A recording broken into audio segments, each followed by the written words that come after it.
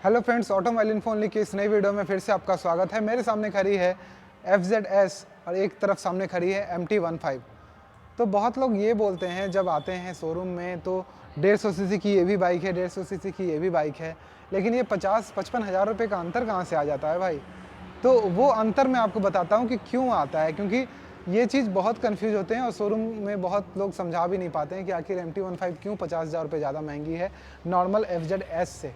तो इस अंतर को हम समझाते हैं आपको कि क्यों दोनों में इतना अंतर है दाम का। तो सबसे पहले आप देख लीजिए कि MT-15 में आपको मिलती क्या क्या चीज़ें हैं। MT-15 एक 155 सीसी के इंजन के साथ आती है, जो कि एक लिक्विड कूल्ड इंजन होती है। यहाँ पे आप देखिए एक लिक्विड कूल्ड इंजन है, प्लस इसमें 6 गियर आते हैं, मतलब इसका इंजन का टाइप अलग है। इसमें आपको स्लीपर क्लच मिलता है। स्लीपर क्लच कोई देखने की चीज़ नहीं है। स्लीपर क्लच एक तरह से जब आप डाउन शिफ्टिंग करते हैं तो इंजन के स्ट्रेस को कम करता है।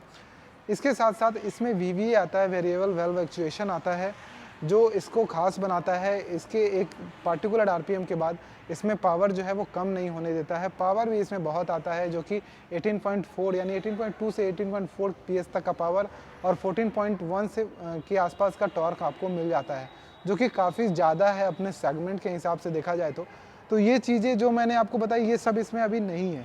ठीक है, पावर है लेकिन बहुत कम है। उसके अलावा अगर देखें तो इसका बॉडी डिज़ाइन बिल्कुल अलग है। पहले इंजन में आपको ख़त्म ही कर देता हूँ। तो ये आपको एक नॉर्मल इंजन मिलती है जो कि 150 सीसी की है, 13.12 PS का पावर और 13.6 न्यूटन मीटर का टॉर्क के आसपास देती है। नॉर्मल 5 गियर्स हैं, टॉप स्पीड भी काफ़ी कम है इसके मुकाबले अगर देखें तो। ठीक है, ये चीज़ें आपको इसमें मिलती हैं, प्लस और भी कोई slipper clutch, 6 gear transmission, liquid cooled engine, मतलब कुछ ऐसा कुछ और भी कुछ चीज़ इसमें है नहीं। तो वो सारी चीज़ें इसमें कम है। अब और क्या चीज़ें इसमें ज़्यादा हो जाती हैं उसके बारे में अगर बात करें तो इसमें आपको मिलता है सबसे पहले प्रोजेक्टर LED हेडलैम्प मिलेगा, अपसाइड डाउन फॉक्स मिलते हैं, ये सभी चीज़ें देख सकते हैं, प्लस इसका डिज़ाइन सेगमेंट देख सकते हैं। अगर सेम चीज़ अगर इधर हम आ जाते हैं तो इधर देखें तो इधर आपको 37 mm के टेलीस्कोपिक फॉक्स मिलते हैं। बाकी सेटअप वैसा ही है, ब्रेक का तो प्लेट सेम ही साइज़ का है। बाकी इसमें LED हेडलैम्प मिलता है, ये कोई प्रोजेक्टर नहीं है, नॉर्मल LED हेडलैम्प आपको इसमें ऑफ़र किया जाता है। उसके बाद आगे जब बढ़ते हैं हम तो इसका ओवरऑल जो लुक है वो नॉर्मल एक कम्यूटर बाइक जैसा लगता है। कोई भी रेसिंग डिज़ाइन ऐसा कुछ इसमें नहीं दिखाई देता है कि कोई बहुत ज़्यादा रेसिंग वाली बाइक है ये कुछ ऐसा बाइक है जो कि सेगमेंट को थोड़ा सा अलग तरह से दिखाती है। ये एक ऐसी बाइक है जो कि रेसिंग मतलब नॉर्मल चलाइए, फैमिली यूज़ पे लीजिए, एक लंबी सीट मिलेगी आपको, एक सुंदर डिज़ाइन मिलेगा, एक बढ़िया से कवर किया हुआ एग्जॉस्ट मिलेगा, 5 गियर ट्रांसमिशन के साथ, एक सही माइलेज के साथ 2 मेंटेनेंस बाइक आपको मिलती है 150 सीसी सेगमेंट की, जिसकी सीट हाइट भी सही दी गई है 790 mm। तो हर हाइट के लोग इसको आराम से चला सकते हैं। हाइट का बहुत ज़्यादा प्रॉब्लम यहाँ पे नहीं आता है, तो हाइट में भी बहुत अच्छी है। लेकिन सेम चीज़ अगर इसके साथ हम देखें तो ये एक देखिए ये एक स्ट्रीट फाइटर टाइप की बाइक है। इसका डिज़ाइन थोड़ा सा ऐसा बनाया गया है कि ये हल्की फुल्की और जल्दी जल्दी ओवरटेक हो। इसमें पावर इतना दिया गया है कि ये ज़्यादा से ज़्यादा टॉप स्पीड को गेन करे। इसमें टॉर्क ऐसा दिया गया है क्योंकि इसका नाम भी है MT-15, मास्टर ऑफ टॉर्क नाम भी है। तो टॉर्क इतना दिया गया है कि जल्दी जल्दी आप पावर जो है वो इनिशियल पिकअप जो है वो आपका बहुत ज़्यादा हो, मतलब बहुत जल्दी जल्दी बाइक जो है वो पिकअप पकड़े, तो वो वाली बात इसमें आ जाती है। प्लस 6 गियर ट्रांसमिशन दिए गए हैं तो टॉप स्पीड बहुत ज़्यादा गेन कर पाती है। इस बाइक में स्लीपर क्लच दिया गया है कि आप डाउन शिफ्टिंग जल्दी जल्दी करते हैं तो आपकी बाइक जो है वो स्ट्रेस कम लेती है और आराम से डाउन शिफ्ट हो जाती है। इस बाइक में लिक्विड कूल्ड इंजन दिया गया है ताकि आप बहुत ज़्यादा बाइक को चलाते हैं तो बाइक जब बहुत ज़्यादा गर्म होगी तो जैसे कार ठंडी होती है उसी तरह से ये बाइक भी ठंडी हो जाएगी।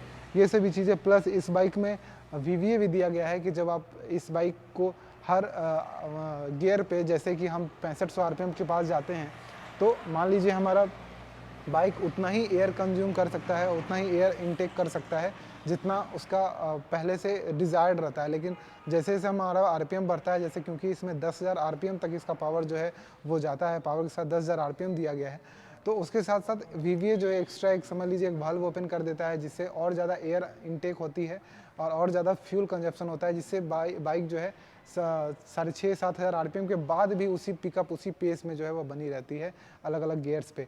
तो वो चीज़ें भी इसमें ज़्यादा मिलती हैं, तो उसके कारण भी इसका दाम जो है इतना ज़्यादा आता है। अभी और चीज़ें हैं, जैसे कि इस बाइक में अगर आप पीछे का टायर भी देखिएगा तो वो 140 सेक्शन का आता है, प्लस ये रेडियल ट्यूबलेस टायर आता है। और MRF की ये जो सीरीज़ है वो सीरीज़ उस सीरीज़ से, यानी कि जो FZ का नॉर्मल सीरीज़ है उससे थोड़ा सा ज़्यादा प्रीमियम आपको टायर यहाँ पे मिलता है।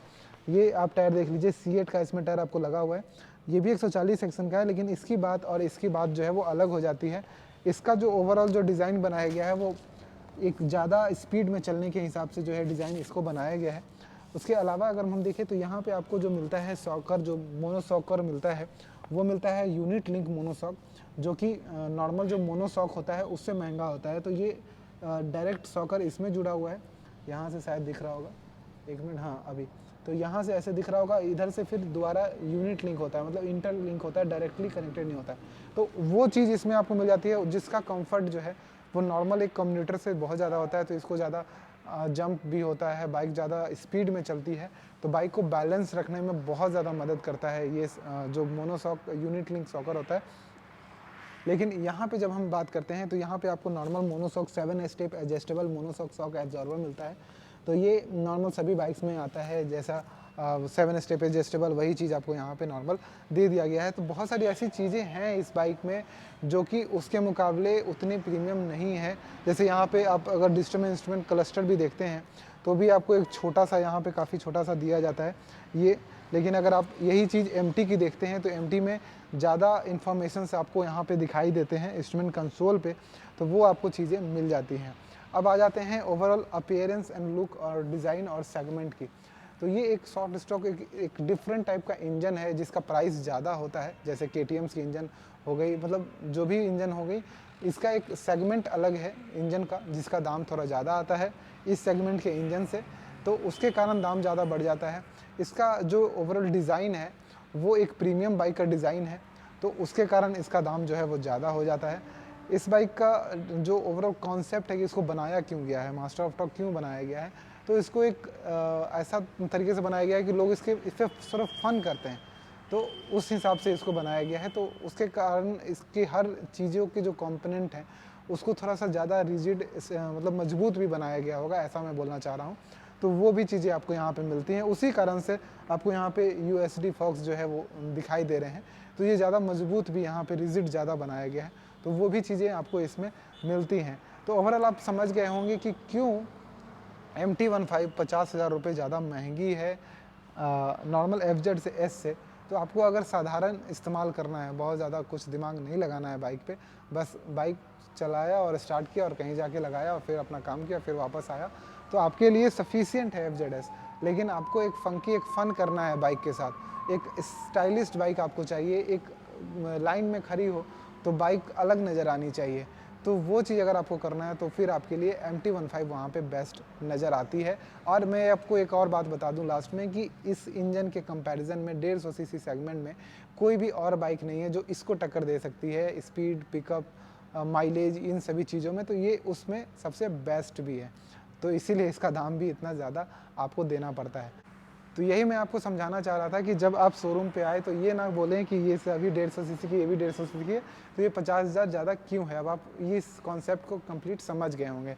तो अगर आप इधर रहते हैं तो मलिन यामा आ सकते हैं हाजीपुर एरिया में, वहाँ आके इन सभी बाइक्स को एक साथ देख सकते हैं और आप अपना डिसीजन ले सकते हैं। कॉन्टैक्ट नंबर सामने भी दिख रहा होगा, डिस्क्रिप्शन में भी मिल जाएगा, उस पर जाइए, बात कीजिए, शोरूम आइए, खुद से विजिट कीजिए, टेस्ट राइड लीजिए, आपको समझ में आ जाएगा बाइक में क्या अंतर है। Bye bye.